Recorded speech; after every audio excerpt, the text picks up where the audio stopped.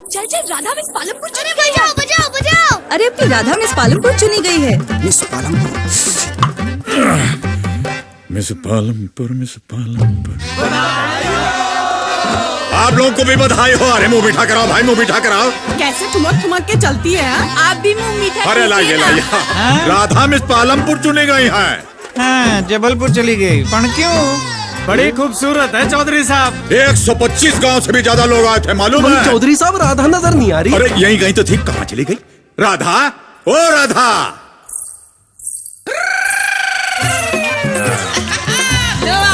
Miss Palampur. नजर ना लगे अपनी राधा को। हाँ, है ना? कैडबरी डेयरी मिल्क कुछ मीठा हो जाए। अगले साल फिल्मों में आएगी। डेयरी मिल्क ने कुछ मीठा हो गया कैंपेन से पूरे इंडिया का नजरिया ही बदल दिया था मिठाई को लेके। लोग मिठाई से ज्यादा चॉकलेट खाने लग गए थे और चॉकलेट इंडिया के अंदर एक ट्रेडिशन बन गया कि भैया अगर दिवाली है तो मिठाई के डिब्बे की जगह आप चॉकलेट लेके जा सकते हो। अगर कोई पास हो गया तो उसको डेयरी मिल्क खिलाओ, मिठाई मत खिलाओ। अगर लड़का इंजीनियर बन गया तो पूरे मोहल्ले में मिठाई की जगह डेयरी मिल्क बांट दो। लेकिन क्या आपको पता है जो डेयरी मिल्क के फाउंडर थे उन्हें समाज में बैठने की इजाजत नहीं थी, उन्हें समाज से दूर रखा जाता था, उन्हें अच्छे स्कूल में पढ़ने की इजाजत नहीं थी। वहां के लोग उनसे अनटचेबिलिटी वाली प्रैक्टिसेस करते थे क्योंकि वो एक ऐसे धर्म से आते थे जिस धर्म में ना वो क्रिश्चियनिटी को मानते थे, ना वो चर्च जाते थे, ना ही वो किसी गॉड के आगे हाथ जोड़ते थे, ना ही वो नमाज पढ़ते थे। उनका सिंपल सा था कि भैया अगर मैं अपने भगवान को मानता हूं तो मैं डायरेक्टली उनसे कुछ मांग सकता हूं, मुझे इसके लिए मंदिर मस्जिद चर्च जाने की जरूरत नहीं है। तो वो एक ऐसी कम्युनिटी से आते थे। तो चलिए जानते हैं पूरी कैडबरी की स्टोरी कि कैडबरी आज $450 बिलियन की कंपनी कैसे बनी और इसका इतिहास क्या है। तो बात करते हैं इसकी हिस्ट्री की। दोस्तों, जॉन नाम का एक लड़का था जो एक ऐसे समाज से आता था जहां पर उनको अलाउड नहीं था कि वो एक अच्छे स्कूल में पढ़ सकें। तो इसी के चलते वो अपनी सेम कम्युनिटी के स्कूल में पढ़ाई करने के बाद एक कॉफी शॉप पे काम करने लग जाते हैं। जब वो एक कॉफी शॉप पे काम करते हैं अपनी पॉकेट मनी के लिए, तब वहां से कुछ सेविंग करके वो सोचते हैं कि मैं अपना खुद का एक बिजनेस शुरू करूंगा। जब वो खुद का एक बिजनेस शुरू करते हैं तो वो वहां पे 3 चीजें बेचते हैं। पहली है चाय, दूसरी है कॉफी और तीसरा है चॉकलेट शेक। तो जब वो कुछ टाइम बाद देखते हैं तो उन्हें पता लगता है कि उनकी जो मैक्सिमम रेवेन्यू आ रहा है वो चॉकलेट शेक से आ रहा है। तो बाकी के जो 2 आइटम थे उन्हें बंद करके वो अपने चॉकलेट शेक पे फोकस करते हैं और 16 तरीके के अलग अलग चॉकलेट शेक बना लेते हैं। अब उनको पता चलता है कि उनके हाथ का जो चॉकलेट का टेस्ट है वो लोगों को काफ़ी ज़्यादा पसंद है और लोग बार बार रिपीट होते हैं। तो वो सोचते हैं कि अब मैं इस बिज़नेस को एक्सपेंड करूं और इस बिज़नेस को एक अच्छा सा नाम दूं। तो ये सोच के वो अपने बिज़नेस को जो नाम देते हैं वो नाम था कैडबरी।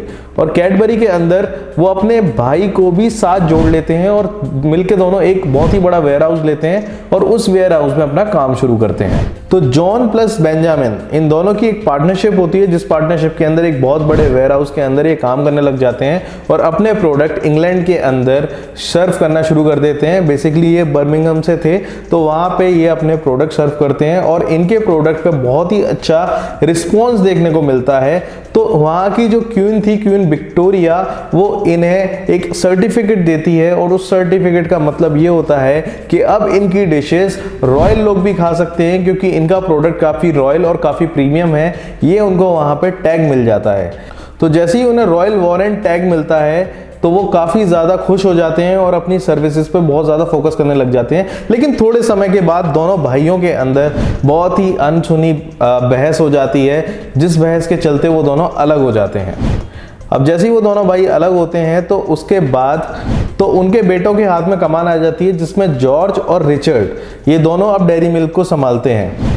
जैसे जैसे समय बीतता जाता है इन दोनों का फोकस होता है कि हमें काम के अंदर काफ़ी ज़्यादा एक्सपेरिमेंट करने हैं और एक्सपेरिमेंट के चलते हमें अपने प्रोडक्ट को बेस्ट बनाना है। हालांकि कुछ एक्सपेरिमेंट में ये फेल होते हैं लेकिन मैक्सिमम एक्सपेरिमेंट में ये पास हो जाते हैं और इससे उन्हें एक कॉन्फिडेंस मिलता है रिसर्च और डेवलपमेंट करने का डेयरी मिल्क के अंदर। लेकिन थोड़ा टाइम बाद जो जॉन थे, इसके फाउंडर थे, उनकी मृत्यु हो जाती है और उसी के 10 साल बाद रिचर्ड का भी एक सेम केस हो जाता है। उनकी तबीयत खराब होती है और वो भी इस दुनिया को अलविदा बोल देते हैं। अब कमान आती है जॉर्ज के हाथों में।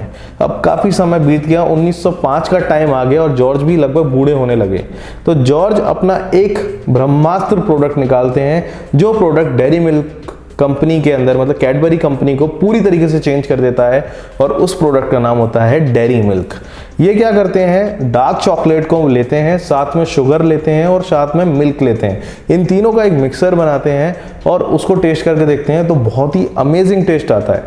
फिर ये उसको ड्राई करने रख देते हैं सुखा के, फिर जब ये टेस्ट करते हैं तो मज़ा ही आ जाता है दोस्तों। इसी चीज़ का उन्होंने एक प्रॉपरली प्लान बनाया और इसकी रिसर्च करने में उन्हें काफ़ी टाइम लगाया था। तब उन्होंने ये प्रोडक्ट बनाया मार्केट के अंदर कि हम एक ऐसा प्रोडक्ट बनाते हैं जिसके अंदर हम ड्राई चॉकलेट बेचेंगे दूध और चीनी मिलाकर। ये आइडिया उनका इतना फेमस हो गया कि आज इसकी सक्सेस हम लोग सब जानते हैं। फिर साल आया 1948 का, जब डेयरी मिल्क को इंडिया के अंदर लॉन्च किया गया। इंडिया के अंदर हालांकि डेयरी मिल्क के अलावा और भी प्रोडक्ट लॉन्च किए गए थे जो आज भी चल रहे हैं, जैसे जेम्स, 5 स्टार और ये सब, लेकिन डेयरी मिल्क का एक अलग ही क्रेज़ है। अब डेयरी मिल्क को इंडिया के अंदर लोग एक्सेप्ट नहीं करते थे, लोग मानते थे यार ये बाहर से प्रोडक्ट आया, पता नहीं कैसा होगा। तो डेयरी मिल्क ने वहाँ पे एक अच्छी मार्केटिंग स्ट्रेटजी लगाई और अपनी एक कैंपेन लॉन्च करी जिसका नाम था कुछ मीठा हो जाए, जिसमें उन्होंने बड़े बड़े सेलिब्रिटीज़ को लिया जैसे अमिताभ बच्चन और भी बड़े बड़े सेलिब्रिटीज़, और उन्होंने दिखाया कि अगर आप किसी से मिल रहे हो फर्स्ट टाइम तो डेयरी मिल्क दो, अगर आपके यहाँ कोई बच्चा पास हो रहा है तो आप डेयरी मिल्क खिलाओ। मतलब एक अच्छी ओकेजन पे उन्होंने डेयरी मिल्क को प्लेस कर दिया। मतलब एक होता है ना, अगर अपने एक गैप हो, एक पहले मार्केट में उन्होंने एक गैप क्रिएट किया कि मिठाई वो गैप फुलफिल नहीं कर पा रही, तो उन्होंने डेयरी मिल्क से वो गैप खत्म कर दिया। आज हमें डेयरी मिल्क की सक्सेस पता है और डेयरी मिल्क आज $450 बिलियन से भी ज़्यादा वैल्यूएशन वाली कंपनी है। दोस्तों आशा करता हूँ आपको ये वीडियो पसंद आई होगी और ये जानकारी जान के आपको बहुत ही अच्छा लगा होगा। अगर लगा है तो कमेंट सेक्शन में बताना और इस चैनल को सब्सक्राइब करके ज़रूर जाना।